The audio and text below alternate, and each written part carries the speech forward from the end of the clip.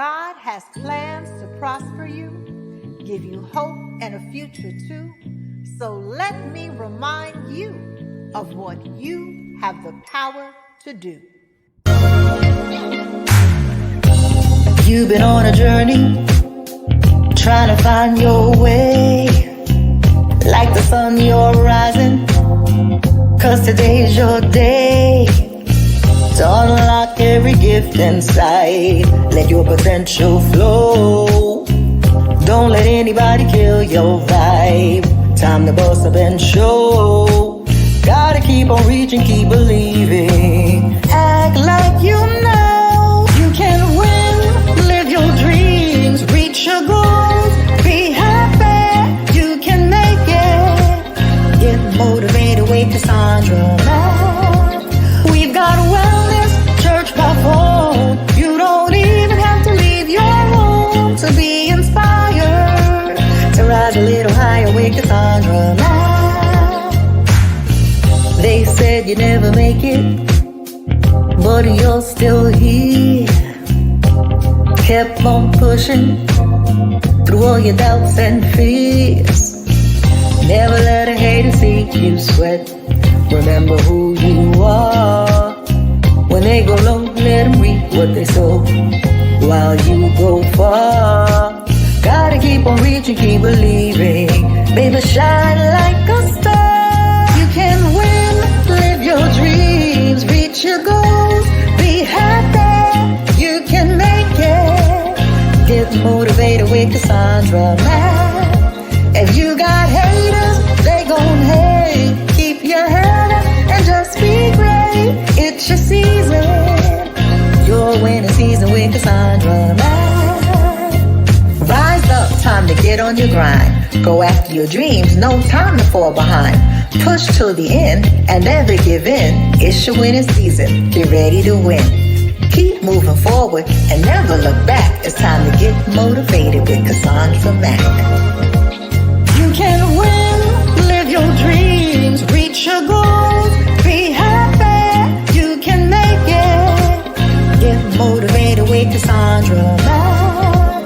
We've got wellness, church by phone. You don't even have to leave your home to be inspired. To rise a little higher with Cassandra Mack.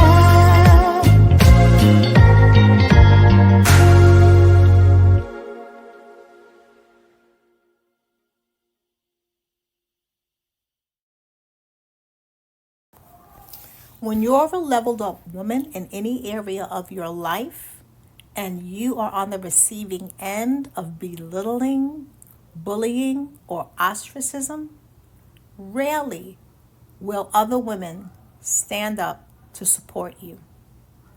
Don't forget to like, subscribe, share if you find value here. Let's get this channel to 100,000 subscribers. I know with your support we can reach that goal.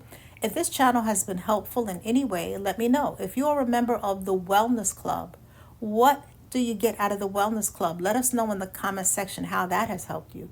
If you have any of my books, which one do you have and how has it helped you?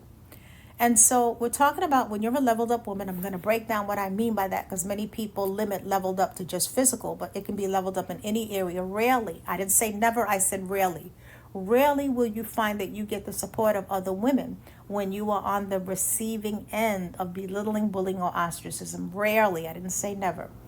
So let's start with what I mean by leveled up in the context I'm speaking about. When you're leveled up in any area, whether you are leveled up in your profession and you have moved up the ranks, carved out your career path, and you are experiencing exponential growth in your career path, whether you've leveled up academically and pursued advanced degrees to place yourself in positions to be able to avail yourself to opportunities, whether you are leveled up aesthetically and you have hit the gym, you're hitting the gym, you're eating a conscientious diet, you're hydrating, your skin routine is well, and you get a lot of attention because of the way you look, your aesthetic. If you have leveled up financially, maybe you are an aggressive saver and you have saved your money aggressively and it has allowed you to travel. It allows you to have the home you want, the space you want, the car you want. If you've leveled up mentally, just the way that you think, you're reading books that grow you.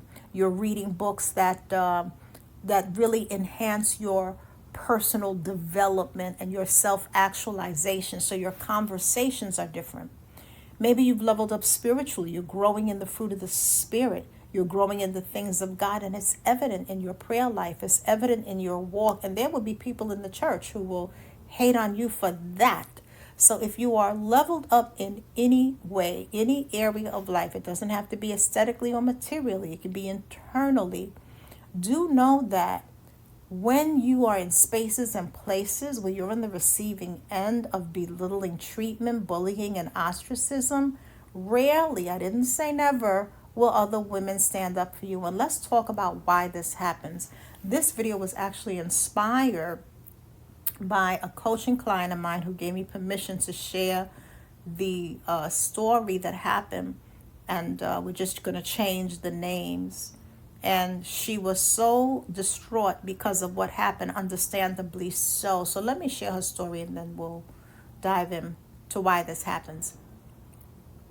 So my client is in her 30s, her early 30s. And she went on a girls' trip with a group of women who she's known for a while. And one of the women did not have all the money to put in to pay for some aspect of the trip. So, she's doing well for herself. So she put in the money for the other woman.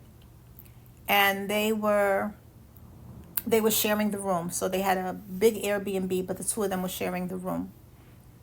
And she's kind of the new one of the group. So they're on the beach, and the woman who she's sharing the room with, who she's paid for the extra things to make sure she had food and to cover, some of the things that she wasn't able to cover. The other woman gets to drinking. And they're all on the beach. And as the other woman is drinking, she starts going off on my client. So we're going to call my client Linda, and we'll call the other woman Dolly. So my client Linda, on the beach, relaxing, chilling in her bathing suit. They're all, at the beach. And this woman, the other woman, Dolly, is going off on her. And you think you're all of that. You think you're so much better than all of us. And like I said, she had one too many. And everything that you've always wanted to say was coming out. And she became increasingly aggressive to the point where she tried to fight my client. She actually picked up sand to throw it at my client's face. And so my client backs away and basically is like, you know what? She's going to have to room with one of you because I don't feel safe. I don't want her in my room. All the other women rally around the drunk friend who threw sand, Dolly. They rally around Dolly, and no one is concerned about Linda. Linda ended up getting sand in her eyes. No one's concerned about Linda, and everybody is concerned about Dolly. And Linda was dumbfounded as to how this could happen. How is it that they see what Dolly did? They saw Dolly curse her out, try to fight her, throw sand in her face, and there's no compassion for Linda, but all the compassion in the world for Dolly. And when Linda says that she doesn't want Dolly in her room so one of them could switch out, she doesn't feel safe, they are telling Linda to just get over it, basically, to just get over it, that she's making too much of it. Doesn't she know that, Dolly had too much to drink, and, whatever the case may be. So there's no sympathy. And they want her to get over it, and they want her to continue to room with Dolly, knowing that she feels unsafe. And she had the worst time. And she ended up being able to change her flight to leave earlier. So she left. So I say all this to say that when you are a leveled up woman and you are on the receiving end of belittling, bullying treatment, mean treatment from someone else in your orbit, rarely, not never, will the other woman stand up for you. And this is why. And if you're naive about this, you are going to be sourly disappointed because it's going to happen at every job. It'll happen with virtually, not every, but virtually every friend group if you are dealing with women who are not secure with who they are. And it is very disheartening, understandably so. And so why this happens is when you are a leveled up woman, in the eyes of other women who don't feel leveled up, and it doesn't mean that they don't have their stuff going on. We're talking about insecure, envious women. We're not talking about women who are good with who they are, who are secure. We're talking about a specific type of woman. So when you are around women who are insecure and not happy with where they are, and they're insecure and they feel triggered in your presence, whatever's triggering them, whether it is your beauty, whether it is your fashion sense, whether it is your confidence, whether it is your smarts, you're just smart and knowledgeable. Oh, you're such a know-it-all. Whether it is your integrity, because you don't do what everybody else does. So whatever the thing is, you can insert it that may be triggering the other women. You got to understand that when they see you as leveled above them, and it doesn't mean you see yourself as this way, they feel you have too much already, so there's no grace for you. This is going to be hard to hear, and you're going to see hit dogs holler. Just watch the comments. You're going to see the hit dogs holler, and you're going to see triggered people in the comments. And so when a person feels that you have too much already, understand that they don't have grace for you. There's no grace for you because they feel that you're getting grace from everywhere else. So here's an example. You turn heads everywhere you go. You're extremely attractive. You turn heads everywhere you go. And you have a friend who is tired of going out with you because you're constantly turning heads and you're just minding your business. You can't help the genetics that you've inherited. And the friend is, why is it always her and not me? I hate her. It goes from why is it always her and not me to I hate her. As opposed to, you know what, I'm beautiful too. There's things about me, and I'll find somebody who thinks the world of me. But when a person's in that space of resenting you for whatever you've been blessed with, they feel that you're getting too much already. So we're using attention because that's something very easy you can wrap your mind around. So they feel you get too much attention already. So you're getting too much. And so when bad things happen to you, they actually feel like that evens the playing field, that levels the playing field because you have too much already and it's not fair. And this is something that I really have never heard anyone talk about in this level of detail. And so it is going to be triggering because it is going to make people look at their own behavior. But do know that that's why you can clearly be in a situation where someone is being totally wicked to you. People see that. You're kind and compassionate. I want to be very clear about the type of person I'm talking about. I'm not talking about a stuck-up, leveled-up person. I'm not talking about you're a mean girl. I'm talking about you're kind and compassionate, and they still hate you. And they still hate you because they feel you have too much. Too much accolades, too much admiration. Maybe you are a person on your job that you do what you do really well. And because of how well you do what you do, you get a lot of recognition for what you do. Maybe you get recognition in the community. Maybe you've gotten community awards and accolades, right? Because you do what you do really well. You're really successful in your program. There will be people that feel like you get too much accolades, too much recognition for the job that you do well, and they need to cut you down to size a little bit. So when they see other people behaving in a hostile, mean way towards you, that actually feeds their desire to see you cut down to size. Now, they're never going to say this to you, but this is the part and parcel of what envy begins to look like. Because remember, James 3:16 spells it out. Where there's envy and self-seeking, there's also confusion in every evil work. So this lets us know that the fruit of envy and self-seeking, meaning selfish ambition, is twofold. It's confusion and every evil work. And so the reason you're confused is because they are showing you one face while demonstrating something else, or they go hot and cold. I talked about that in my last video. One of the most undetectable signs of envy is a person who goes hot and cold. And the reason a person goes hot and cold is because in theory, they think they can handle being in your presence without feeling resentful, triggered, and envious. But in practical reality, when they're actually in your presence, witnessing your blessings, witnessing how people react and respond to you, they can't handle it and they get triggered all over again. And especially if they're in secret competition with you. In their mind, they're competing with you. And in their mind, they're on your level. But in practice, when they see that you're getting the award for the program you put together and their name is not called, they can see that. When they see the growth of your channel and the people responding in the comments positively and they have nobody responding to them, that's something they can see. So in their mind, they're in competition with you.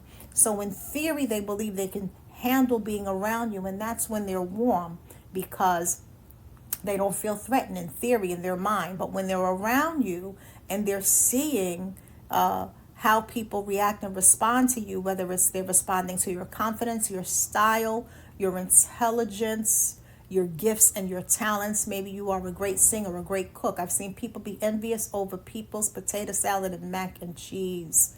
There have been arguments in the church over mac and cheese and potato salad. I have seen people be envious over the way someone prays. Why does she always have to lead the prayer? Why I could pray too, and it's not that that other person can't pray too, but for some reason maybe they're asking that individual to pray, and there will be people who will be upset about that. And so it's important to understand that envy spiritually, it emanates from coveting and lust. And so there's a reason the Bible tells us in the commandments not to covet what our neighbor has, because coveting and lust lead to envy, spiritually speaking. Psychologically speaking, and envy is about insecurity, is about wanting what someone else has. But spiritually, it goes back to coveting and lust. And lust is not just a lust for sex. Lust can be a lust for admiration, a lust for power, a lust for recognition. So do know that when a person believes that you are levels above them and they can't see the beauty and gifts in themselves, right? Because envy is blinding. Envy blinds you to your own talents. You can't be envious and grateful at the same time. That's impossible. You can't be envious and grateful at the same time, because when you are grateful for what you have and you are walking in your power and authority, you're walking in your favor, you're walking in your grace, you're walking in your blessings, you don't have the time, the emotional bandwidth, the mental headspace, nor the heart space to be hating on nobody else, because you're too busy chasing your dreams, pursuing your goals, prioritizing your priorities, and enjoying the things that you're grateful for. But everybody ain't like that. Everybody ain't like you. And if you're naive about that, you'll walk in places and spaces wondering why nobody has your back, but they can clearly see that you're being done wrong. They feel you deserve it. This is going to be really hard to hear. They feel you deserve it, and they feel it's good for you. I want you to let that sink in.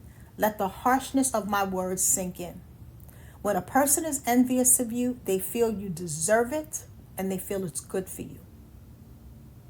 This is why it's not always wise to tell people the problems that you're going through, because sometimes everybody's not mourning when you're mourning. There are people who are rejoicing at your mourning. Not everybody. I can't say this enough. We're not called to be paranoid. Absolutely not. But we are called to be prepared. The Bible has a lot to say about being vigilant, being sober-minded, to not be ignorant of the enemy's devices lest he gets an advantage. So I was explaining to my client, and it was very hard for her to digest, that oftentimes when you go in spaces and places where your gifts make room for you, there will be people in those rooms who don't like you, and they're merely tolerating you, right? Proverbs 18:16 says a man's gifts make room for him and puts him in the presence of great men. And so we do know that when you are cultivating and utilizing your gifts, it's going to make room for you. So doors are going to be open because of the gifts that you have. But what people are not prepared for oftentimes is once you walk through those doors, everybody who's already in the room ain't going to be happy that you're there. Even if they benefit from the blessing that comes with you, they'll accept the benefit without really wanting you as the gift. And so we see this with Saul and David. David is a military powerhouse. And so David defeats Goliath. He becomes part of Saul's army. He is the lead military strategist in Saul's army. And he is so successful when he comes from battle that the people come out in the hundreds of thousands to cheer him on, to sing songs and to celebrate David.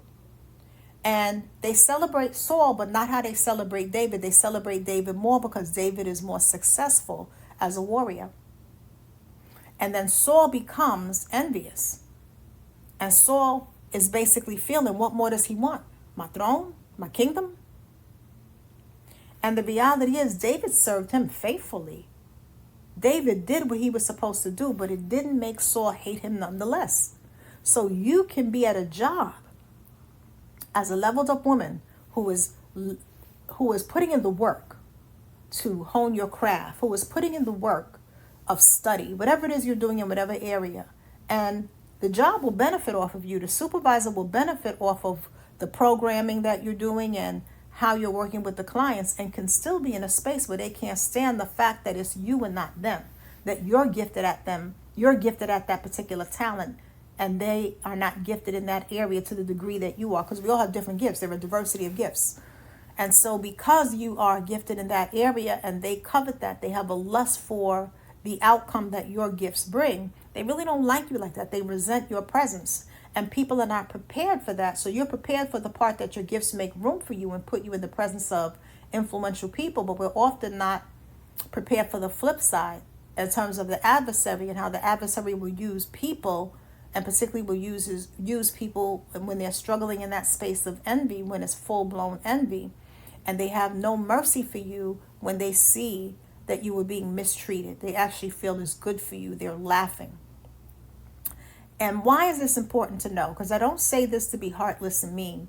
I say this because I want us to have open eyes. I want us to take the scales off of our eyes, right? God takes the scales off of our eyes, but we have to be willing.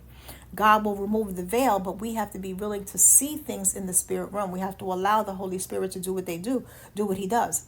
We have to allow our powers of discernment to be trained, right? The book of Hebrews 5:14 says solid food is for the mature, but those who have their powers of discernment trained to discern good and evil. Solid food is for the mature who by constant practice have their powers of discernment trained to discern good and evil.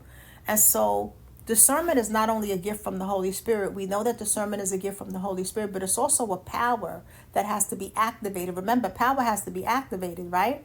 Your cell phone has power, but unless you charge it and plug it in, it's not going to operate at maximum capacity. And the reason your discernment may not be operating at maximum capacity, you have a seed of it, you got the potential is there, but it has to be trained. And so in a workshop that I'm doing, it is called Spiritual Discernment 101. I'm going to be teaching folks how to train their powers of discernment so that it becomes increasingly difficult for people to get over on you, scam you, play in your face, deceive you, and you're able to see beneath the veil. You're able to see beneath the surface of a thing.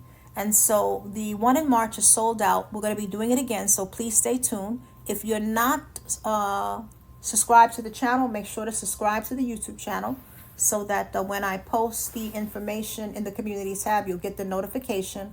And you can also sign up for notifications on our ministry website, CassandraMacMinistries.com. That's the best way to stay abreast of what we do. CassandraMacMinistries.com. You can sign up to be on the email list so that when that workshop happens again, you'll be notified. It's on Zoom. So wherever you are in the world, it is a ticketed event. You can purchase tickets for those who are interested when we do it again. And the information will also be pinned as a comment. But I do have a workshop. There's some tickets left, and it's called How to Read the Room with Spiritual Acumen and Accuracy. And so different from the Discernment 101, which deals with discerning things on an individual one-to-one interaction basis. Reading the room is one-to-many. So when you're in groups, how do you discern? That's what that workshop will deal with. You'll see the link pinned in the comments. If you want to learn more about it, just go to the comments, the pinned comment, and click on the link for the workshop. It'll take you to the Eventbrite page where you can find out more about ticket prices and so forth. So you want to be discerning because you can walk into environments cold as a leveled up woman. And this happens to leveled up men as well, but I'm using leveled up woman because I'm speaking from my client's experience who shared what happened to her when she went on vacation.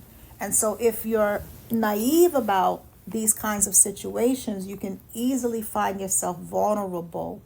And this is why it's important to discern these little small nuances, because this will let you know not to go on vacation with certain people, not to put yourself in situations where you're vulnerable and isolated and you really don't know these people like that to know if they have your back.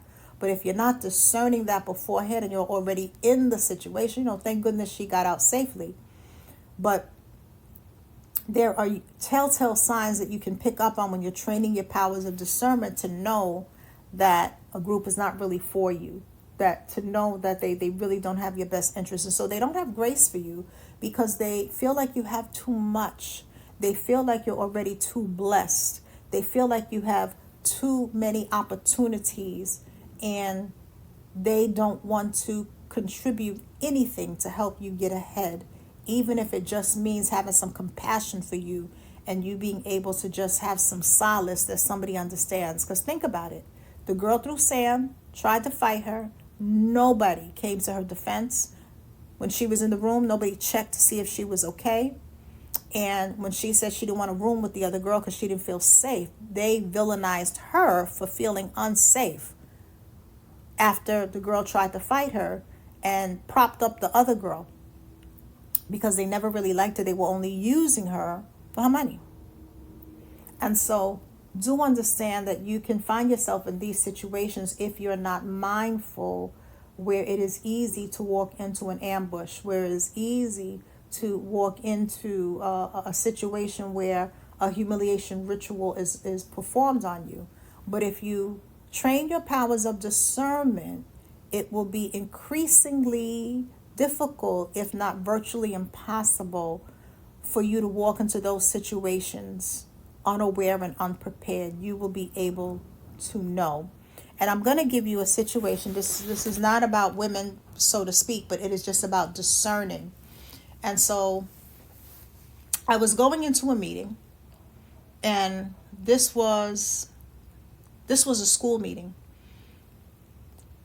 And I was supposed to meet with just one person. One person I was supposed to meet with. And when I look in the room, I see 4 people in the meeting.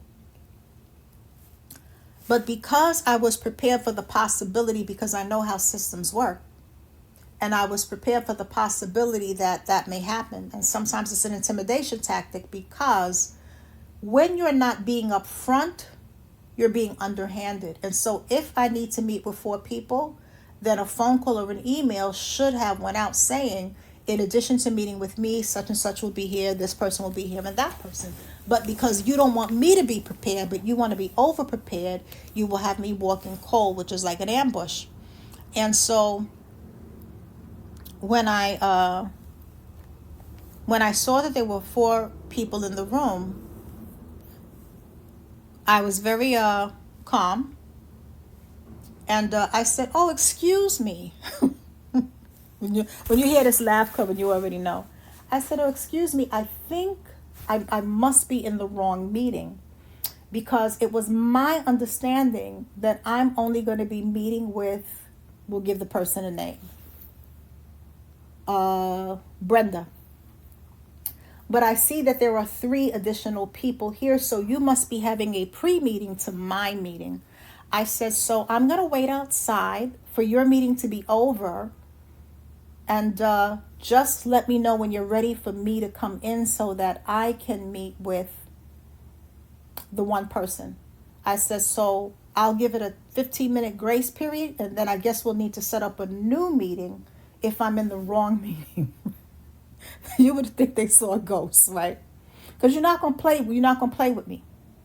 So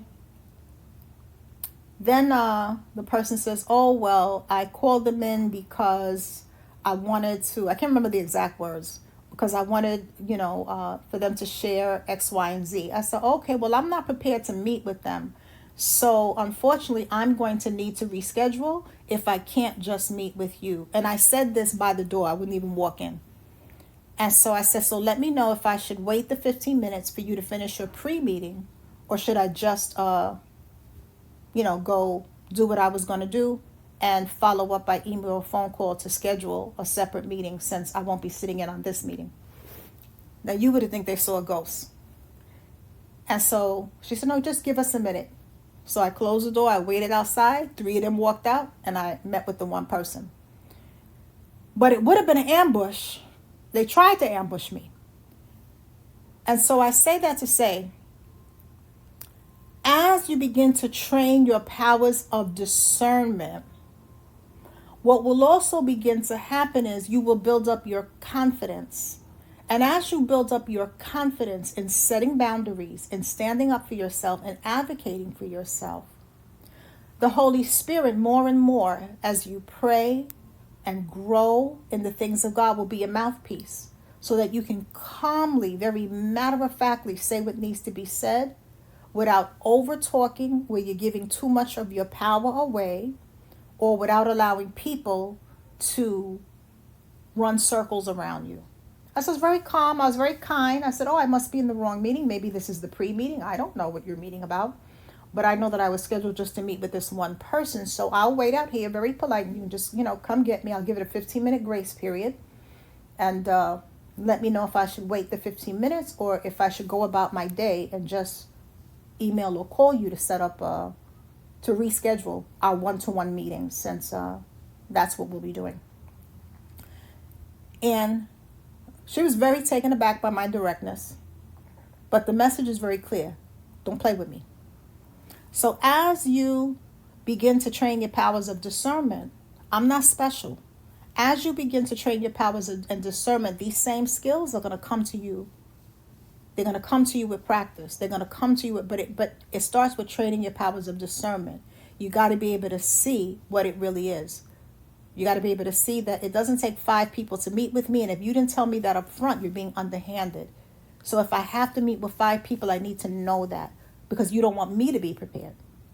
So as you train your powers of discernment, this will also come to you more and more naturally and more easily.